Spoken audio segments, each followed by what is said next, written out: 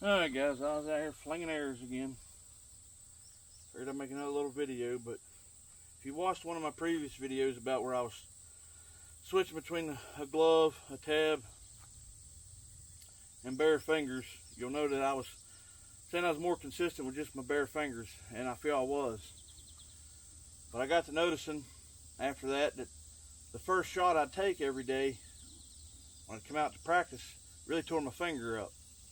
And it's just, I didn't like that, and it wasn't comfortable. I mean, after I shot 2 or 3 times, I didn't even notice it no more, but I got thinking about it, and if you're up in a tree stand and it's cold, you know, it's even gonna be twice as hard on your finger.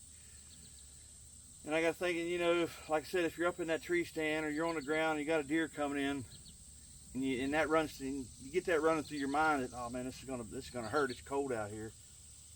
Well, there your mind's done off of what you need to be focusing on, and that's finding a spot on that deer and picking your spot. So I decided to go back to a glove or a tab, and just so I don't have to worry about that. And I settled on the tab.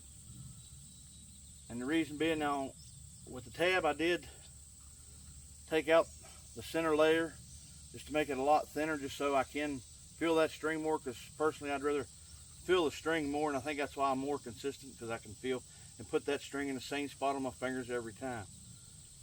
And I just couldn't do that with all 3 layers in the tab, or with the glove I couldn't feel it quite as well.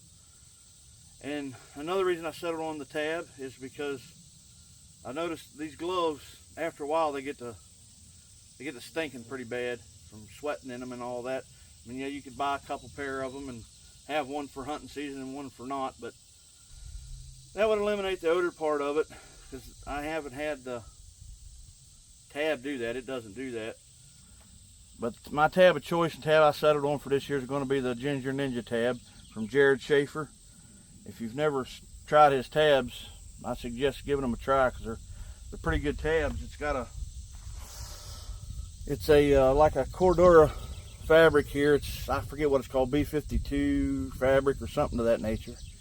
And like I said, the only thing I've done to mine is I modified it a little bit. I took the center thing out just because that way it's thinner and I can feel that string a lot better.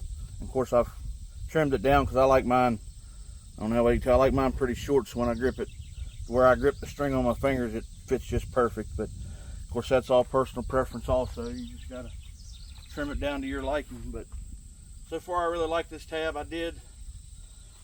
One thing I did do is if you'll go on his website, you'll notice that they don't come with this lock.